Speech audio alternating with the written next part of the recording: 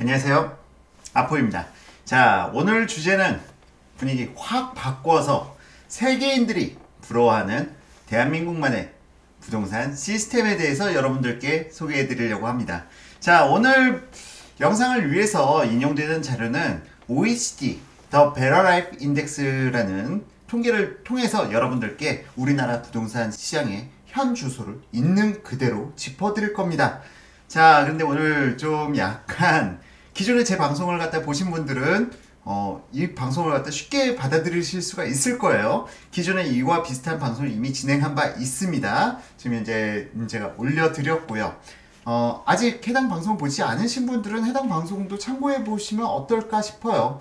우리나라 부동산에 대해서 자꾸 왜곡된 시각들이 너무 많습니다.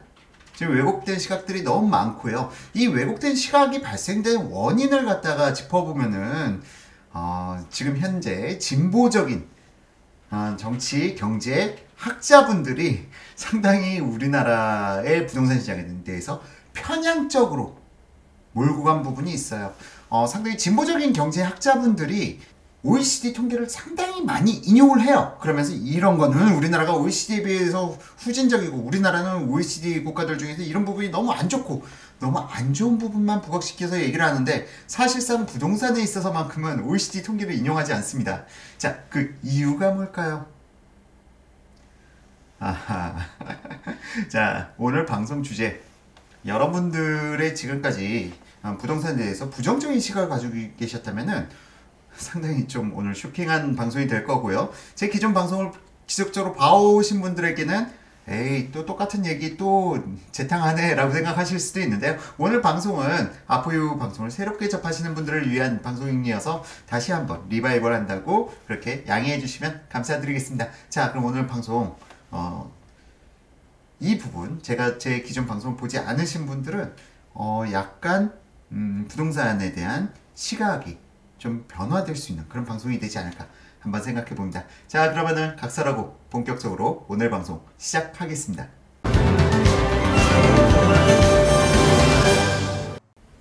자, 지금 여러분들께서 보시는 페이지는 구글에서 The Better Life Index라고 검색해 보시면은 바로 나오는 페이지입니다. OECD에서 각 국가들, 그러니까 OECD 선진국을 기준으로 해서 해당 OECD에 가입된 선진국들의 생활 수준을 차트화 시켜가지고 설명해주는 곳이고요. 이쪽 통계 자료를 보면은 우리나라의 현 수준을 갖다가 가장 객관적으로 보실 수가 있는 곳이 아닐까 생각이 들어요. 자, 진보적인 경제학자분들이 이명박근혜 때는 항상 OECD 자료를 갖다가 자주 들먹거렸어요. 이러면서 우리나라는 이게 안 좋다, 이게 안 좋다, 이게 안 좋다 항상 얘기를 하지만 결코 OECD 통계 자료 중에서 주거와 관련된 부분은 언급을 하지 않았다는 거. 여러분들 왜 그러신지 아시나요? 바로 오늘 아포유가 그 이유를 명쾌하게 밝혀드릴게요. 자, 지금 보시면요, 먼저 주거지수를 보시게 되면은 우리나라는 7.6포인트로 지금 미국, 노르웨이, 오스트리아, 캐나다, 벨기에 다음으로 6번째로 주거 환경이 잘 되어 있는 국가로 지금 나타납니다. 자, 주거 환경, 이게 무엇을 의미할까요? 주거 환경을 갖다 측정하는 데는 여러 가지 요소들이 있어요. 주거시설의 현대화라든가 아니면은 1인당, 국민 1인당 사용하는 방의 개수라든가 아니면은 또 주거비, 이런 부분을 갖다 믹싱해 가지고 지금 주거의 환경, 질을 갖다가 평가하는 차트인데요. 이 부분에 대해서는 뒤에서 다시 한번 설명드릴게요. 우리나라가 OECD 선진국 국가 중에서도 주거의 질이 상당히 높은 국가이다. 자, 근데 뒤에서는 약간 좀 반전이 있습니다. 왜 높을까? 이 부분에 대해서 상세 항목으로 나눠본 부분이 있는데요. 자, 이건 뒤에서 다시 한번 설명드릴 거고요. 이건 계략적인 부분 간략하게 넘어가는 거니까요. 뒤에서 좀 더 자세하게 설명드리겠습니다. 자, 두 번째로 우리나라 소득, 선진국 중에서 소득은 OECD 국가 중에서 국민의 소득이 그렇게 높은 편이 아니에요. 그렇기 때문에 이걸 두고 진보적 경제학자들이 야, 이 우리나라는 OECD 선진국에 비해서 소득은 낮은데 주택 가격은 너무 높다 라고 주장하는 근거 중에 하나인데, 이게 사실상 이 차트를 갖다가 상세 항목으로 뒤에서 다시 살펴보시게 되면은 대반전이 이루어집니다. 자, 직장, 이거 뭐 직장의 소득이라든지 여기서 뭐 장기 근속 연도라든가 아니면 고용률 뭐 그런 부분을 갖다 나타내주는 지표인데요. OECD 국가 중에서 한 중위권 정도에 지금 머물러 있고요. 그리고 커뮤니티는 최하위로 나타나 있는데, 이 커뮤니티라는 게 그러니까 사람들의 인적 네트워크에 대한 지원, 정부의 지원. 그러니까 미국 같은 경우 영화를 보시게 되면은 뭐 여러 사람들의 모임에 대해서 정부가 지원해주는 부분이 있습니다. 정부의 지원으로 인해서 커뮤니티가 만들어지고 그런 부분들이 영속되어 가는 부분이 있는데, 우리나라에서는 뭐 그런 부분이 거의 없죠. 다만 뭐 창원이라든지 아니면은 좀 도시 인구가 감소해가는 곳에서는 이런 커뮤니티 지원이 있다고 하는데, OECD 선진국의 기준에서 봤을 때 정부의 커뮤니티에 대한 지원은 상당히 안 좋은 최하위권 수준을 갖다 보이고 있습니다. 에듀케이션, 교육열에 대해서는 뭐 교육의 정도 뭐 중위권에서도 좀 상위권에 속해 있고요. 교육 환경, 지금 자꾸 뭐 진보적인 학자들이 계속 교육을 갖다가 너무 경쟁이 치열하다 뭐 이런 부분을 갖다가 오히려 바꿔야 한다 하고 있지만, 오히려 선진국들에서는 현재 우리나라 교육 시스템을 상당히 부러워하는 수준에 있는 국가입니다, 우리나라. 그리고 다음 environment라고 해서 지금 환경적인 요소는 거의 OECD 국가 중에서 최악이죠. 이 부분은 지금 우리나라가 최악을 갖다가 거의 뒤에서 네 번째 수준인데요. 지금 우리나라의 대기 환경은 현재 거의 최악의 수준으로 평가를 받고 있습니다. 그렇기 때문에 지금 환경적인 부분에서는 상당히 안 좋은 점수를 받았고요. 시빅 인게이지먼트라고 해가지고 이거는 국민들의 사회 참여, 거의 투표율과 연관되는데, 이런 부분은 뭐 OECD 국가 중에서도 우수한 성적을 갖다가 보이고 있습니다. 자, 뭐 기타 건강이라든지 삶의 만족도, 건강은 우리나라가 좀 상당히 좀 저는 이게 잘 이해가 가진 않아요. 사실은 헬스, 건강에 있어서 우리나라는 OECD 국가 중에서 가장 강력한 의료보험 시스템을 가지고 있는 국가 중에 하나인데, 건강이 이렇게 뒤처져 있는 이유에 대해서는 저도 뭐 자세하게는 이유는 모르겠습니다. 저도 관심 있는 분야만 좀 집중해서 보다 보니까. 다만 라이프 세티스팩션, 그러니까 삶의 만족도와 관련돼 가지고는 또 하위권을 갖다가 차지하고 있는데요. 이 부분이 하위를 차지한 점에 대해서는 여러 사회학자들이 분석하는 내용들이 있어요. 인구 밀집도가 삶의 만족도와 상당히 직접적으로 연관이 있다라고 하는데, 우리나라는 도시 집중, 그러니까 특히 서울 집중화 현상이 상당히 심각한 국가입니다. 그런 부분에 있어서 서울에서 거주하는 사람들이 좀 삶의 만족도 부분은 상당히 떨어질 수가 있어요. 뭐 여러 가지 뭐 우리나라 사람들은 다른 이유를 갖다 대지만, 우선 당장 너무 좁은 땅에 많은 사람들이 거주하고 있다는 부분은 좀 불안 요소이긴 합니다. 이 부분 때문에 우리나라 사람들은 분노하라 라는 말에 상당히 쉽게 젖어드는 거죠. 사실은 이런 사회적 원인, 인간의 심리적인 부분에 대한 게 인구 밀집도라는 부분과는 좀 연계해서 생각해 보실 필요가 있을 것 같아요.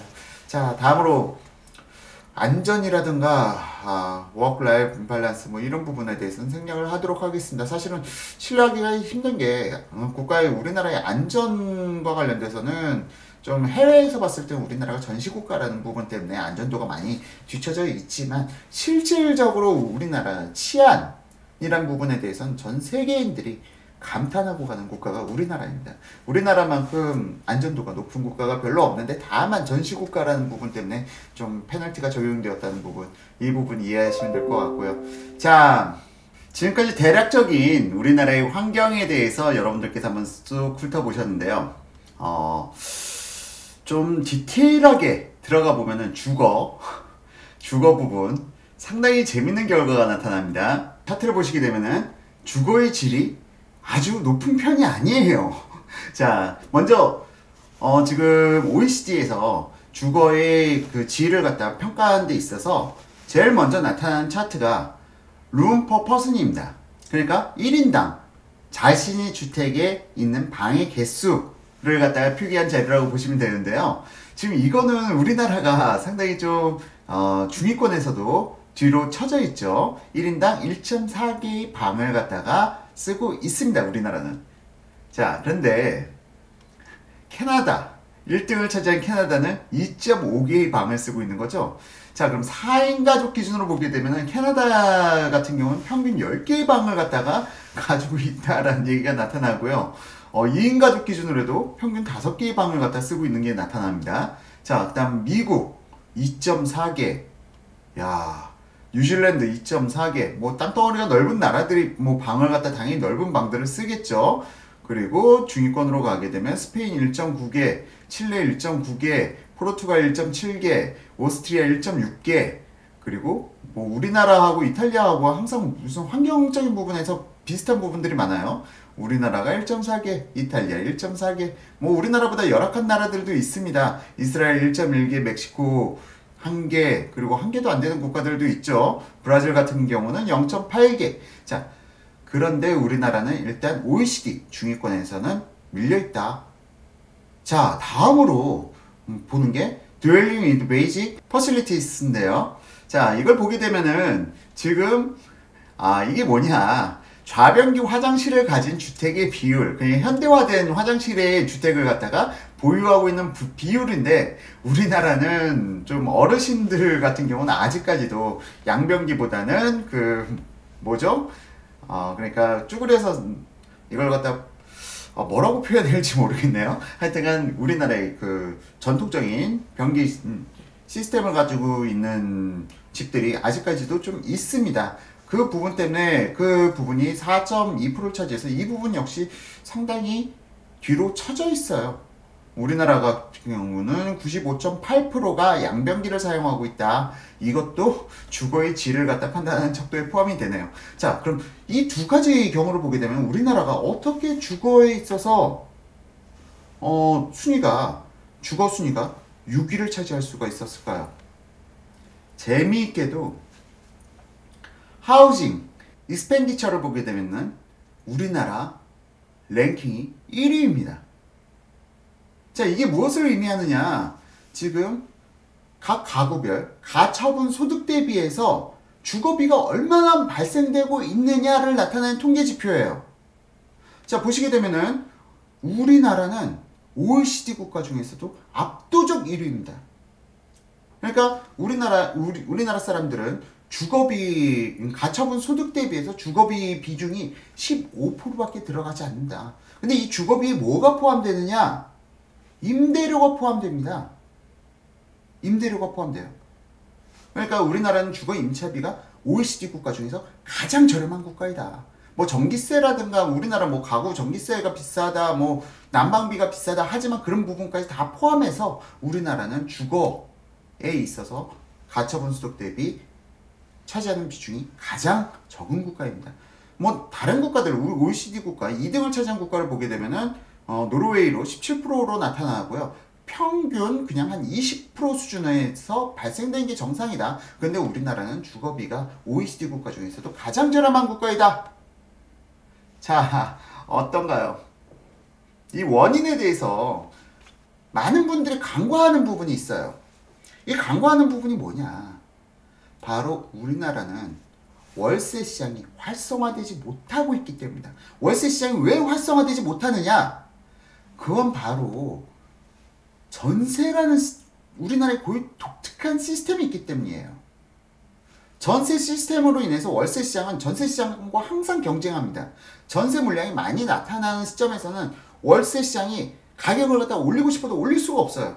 왜? 월세를 원하는 수요보다는 전세를 원하는 수요가 훨씬 더 많기 때문이죠. 그렇기 때문에 월세 시장이 가격을 갖다가 올리질 못하다 보니까 우리나라 주거에 있어서 월세 시장은 전 세계에서 가장 저렴한 수준이다. 이게 팩트입니다. 자, 그런데 현 정부에서 어떻게 하고 있죠? 전세 말살 정책을 갖다 피는 듯해요. 갭 투자자들을 갖다가 악의 축으로 몰아가면 갈수록 전세 물량은 줄어들 수밖에 없는 거예요. 자, 가끔씩 이런 말씀하시는 분들 참 답답해요. 전세가 없어져야 된다? 우리나라에서 전세가 말살돼야 된다? 그러면은 우리나라도 여타 OECD 선진국처럼 월세가 상당히 높아질 수 있는 그런 환경을 가질 수 있게 되는 거죠. 자, 이걸 갖다가 자유시장 경제에서 전세 시장이 있다는 거는 우리나라 국민들, 그러니까 중산층 혹은 서민층, 내 집이 없는 국민들에게 있어서는 축복입니다. 이건 전세 시스템이 갖춰져 있다는 것. 그만큼 우리나라의 주거 임차비는 낮아질 수밖에 없기 때문이죠. 자, 이런 부분들을 갖다 진보적인 경제학자들은 얘기를 해주지 않아요. 그러면서 갭 투자자들의 탐욕 뭐 그런 부분을 갖다 언급하면서 전세가 없어져야 된다고 주장하는데, 정말 우리나라 시장에서 전세가 없어지게 된다면 우리나라의 주거비는 점점 더 높아질 수밖에 없습니다. 자, 지금 이제 여러분들께서 이 방송을 보시면서 야, 넌 지금 우리나라 문제는 이 임대가가 아니라 폭등하는 집값 아니냐, 그렇게 얘기하시는 분들이 있을 거예요. 자, 그러면은 다음 챕터에서 우리나라의 주택 가격의 현주소, 이건 지난 방송과 좀 중복되는 부분이 있긴 한데 다시 한번 짚어드리고 넘어가도록 하겠습니다.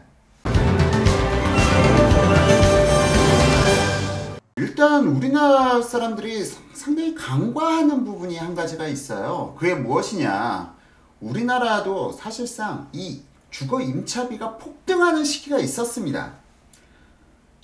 우리나라가 2009년부터 주택시장 침체기를 거치다가 12년, 13년 하락기를 갖다 거쳤단 말이에요. 이 하락기를 거치는 과정에서 사실상 투자자들은 더 이상 부동산 시장에 진입하지 않고 이 시기에 주택을 매수하신 분들은 거의 대부분 실수요자 위주로 알짜배기 부동산이 된 거죠. 그러면서 나타나는 현상이 뭡니까? 투자자들이 갭 투자자를 하지 않으니까 전세 물량이 감소를 한 겁니다. 전세 물량이 감소하다 보니까 2013년, 14년, 15년에 메인 헤드라인 뉴스들은 폭등하는 전세가, 폭등하는 임대가, 이 부분이 사회적 이슈가 됐었어요. 그게 왜 나타나는 현상이냐? 갭 투자자들이 사라지면 나타나는 현상이에요. 갭 투자자들이 시장에서 사라지고 실거주 위주의 시장으로 알차게 구성되어 있을 경우에는 오히려 주거 임차비는 상승합니다. 왜? 수요와 공급에 따라서 임대차 물량이 줄어들기 때문이죠. 자, 그런데 현 정부는 지금 어떤 생각을 가지고 있는지 이 갭 투자자들을 악의 축으로 몰아가고 있죠. 자, 갭 투자를 하면 항상 돈을 번다? 아닙니다. 갭 투자를 해도 돈을 갖다 못 버는 경우도 있어요. 그건 투자자들의 판단에 맡겨야 되는 건데, 이걸 갖다가 항상 주택가격이 폭등하면 이걸 잡겠다고 갭 투자자를 때려잡겠다고 하는데, 오히려 이건 또 다른 시장의 불안 요인을 양산시키는 겁니다. 자, 어쨌든 지금 챕터에서는 이 부분을 밝혀드리려고 했던 게 아니라 현재 우리나라의 주택 가격의 적정성 부분을 갖다가 다시 한번 짚어드린다고 했으니까요. 자, 한번 창을 띄워드리고 방송 이어가겠습니다. 자, 지금 보시는 자료는 우리나라의 각 OECD 국가들의 주택가격 적정성을 나타내주는 지표입니다. 근데 주택가격이 각 국가들마다 천차만별로 다른데 이걸 객관적 기준은 뭘로 보느냐? 두 가지로 보죠. 지금 보시면 파란색 막대 그래프가 Price to Income Ratio고요. 그 다음 주황색 막대가 Price to Rent Ratio입니다. 자, 파란색 막대 먼저 설명을 드릴게요. 파란색 막대, 일단 국민의 소득 대비 주택 가격입니다. 이게 제로 밑으로 내려가게 되면은 주택 가격이 저평가되어 있다. 그리고 제로 위로 올라가면 올라갈수록 주택 가격이 고평가되어 있다 라는 부분을 나타내는데요. 지금 보면은 소득 대비해서 주택 가격은 OECD에서 우리나라가 지금 현재 나타난 차트 중에서는 우리나라가 가장 저렴한 국가입니다. 이해가 안 가시죠? 우리나라 집값 미치도록 비싼데? 다른 국가들은 더 비싸다는 얘기예요. 다른 OECD 선진국 국가들, 우리나라도 주택가격이 비싼 거? 비쌉니다. 하지만 다른 국가들은 더 비싸다. 선진국으로 가면 갈수록 주택가격은요. 자, 근데 여기서 일본은 왜 이렇게 싼가요? 하고 물어보실 분들이 있는데, 일본은 제가 방송을 갖다 한번 해드린 적이 있어요. 일본의 부동산과 우리나라의 부동산을 갖다 비교한다면서 일본의 도쿄의 부동산 시장에 대해서 한번 설명을 드린 적이 있었는데요. 지금 한번 창을 갖다 띄워 드릴게요. 해당 방송을 보신 분들은 아마 기억하시겠지만 일본은 주거 비용 자체가 워낙에 비쌉니다. 이해가 쉽지 않으실 거예요. 이 방송 보시지 않으신 분들은. 일본은 뭐 만약 내가 차가 한 대가 있다. 그러면은 아파트에 거주한다. 그러면 내가 살고 있는 아파트 단지에 차를 갖다 주차시키는데도 3, 40만 원씩 주차비를 내야 돼요. 차가 2대 있다? 그러면은 60에서 80만 원씩 주차 비용을 갖다가 지불해야 됩니다. 자, 이게 3, 40만 원이 비싼 게 아닙니다. 일반적인 기준으로 3, 40만 원이고요. 고급 주택 같은 경우는 차 한 대 월 주차시키는데 80만 원까지도 지불을 해야 돼요. 자, 이뿐만 아니라 일본과 관련돼서 일본에서는 우리나라보다 전기세라든지 수도세 이런 부분들이 훨씬 더 비쌉니다. 그러다 보니까 일본에서는 왜 이렇게 아파트를 선호 안 하는지 모르겠다라고 하지만 일본에서는 자기 차량이 있을 경우에 아파트보다는 단독주택 형식, 그러니까 자기 땅에 자기 집이 있는 경우가 주거 비용이 훨씬 더 낮아지기 때문에 일본에서는 아파트보다는 좀 단독주택을 갖다 좀 더 선호하는 경향이 있어요. 이게 아파트는 워낙에 비용이 비싸다 보니까 나타나는 현상이고, 이런 부분, 그러니까 주택을 거주함에 있어서 비용이 좀 많이 차지하는 부분이 있다. 그런 부분이 있다 보니까 일본은 좀 저평가되어 있고, 우리나라 같은 경우는 좀 얘기가 다르죠. 우리나라는 왜 이렇게 저평가되어 있느냐. 자꾸 저평가라고 하니까 여러분들께서 자꾸 공감은 못 해주실 것 같은데, 다른 OECD 선진국 국가 기준으로 우리나라 주택가격은 소득 대비해서 저렴한 게 맞습니다. 그걸 인정을 해야 되는 거예요. 다만 뭐 이런 반론을 펼치실 수 있는 부분이 있겠죠. 서울의 주택가격 너무 비싸다. 다른 국가들과 달리 우리나라는 좀 서울에 집중된 부분이 있어요. 그래서 서울의 주택가격이 비싸다는 부분은 이 차트에서 다 나타내지 못합니다만, 다른 국가들도 마찬가지로 각 대도시와 중소도시 간의 주택가격 격차는 상당히 크게 벌어진다는 것은 우리나라에만 있는 특수성은 아니라는 점은 여러분들께서 충분히 이해하실 수 있을 거라고 생각해요. 자, 어쨌든 소득 대비해서 우리나라 주택가격은 비싼 게 아니다. 2017년 기준으로. 이건 뭐 지난번 방송에서도 언급해 드렸던 부분이었고요. 두 번째, price to rent ratio라는 건 뭐냐면요. 임대가 대비해서 주택 가격이 적정한가, 임대 수익률이 적정한 수준인가, 주택 가격이, 그러니까 여기서 주황색 선이 높이 올라가 있으면 있을수록 임대가 대비해서 주택 가격이 고평가되어 있는 거고요. 밑으로 내려가 있을수록, 마이너스 쪽으로 내려가 있을수록 임대가 대비 주택 가격이 저평가되어 있다 라는 부분인데, 이 부분에 대해서는 우리나라 2016년도 자료는 우리나라 마이너스에 있었는데 2017년도에는 그래도 플러스로 돌아섰네요. 그렇다 하더라도 우리나라는 OECD 평균 대비해서 임차 가격 대비, 그러니까 임대 수익률 대비해서도 주택 가격은 높은 편은 아니다 라는 부분을 이 차트에서 나타내주고 있죠. 그렇죠? 자, 우리나라 정말 살기 어려운 국가다, 헬조선이다 라고 하지만 다른 OECD 국가들은 더 힘들다 라는 걸 갖다 나타내주고 있습니다. 우리나라가 헬조선이 아니에요.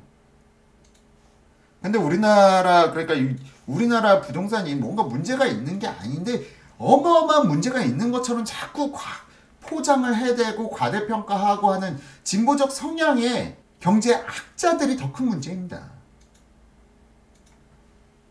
우리나라는 전 세계에서 소득 대비 주거비가 가장 적게 들어가는 국가이고, 그리고 임대 수익률 대비 주택 가격은 적정한 수준, 그리고 또한 소득 대비해서 주택 가격은 저평가되어 있는 국가로 분류가 됩니다. 자, 이 부분을 갖다가 많은 분들이 잘못 알고 계세요.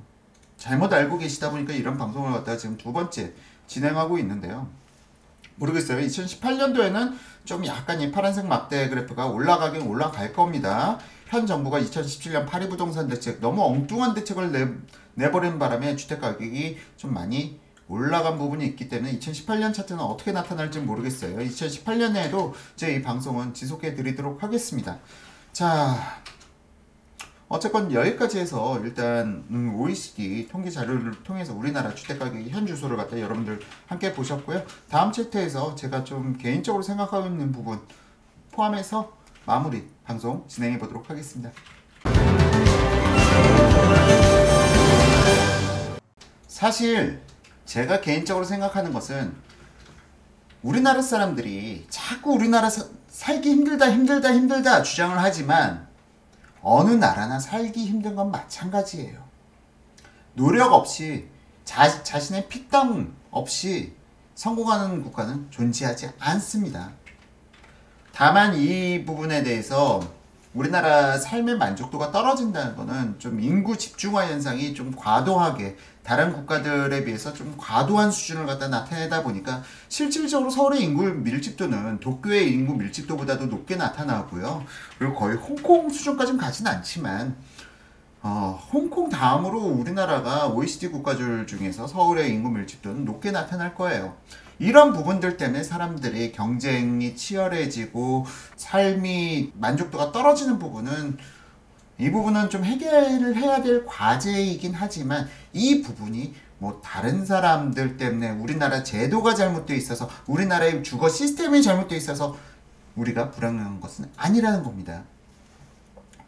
실질적으로 우리나라 사람들이 분노에 취약하고 좀 급하고 그런 부분들이 사실상은 다른 데 이유가 있다.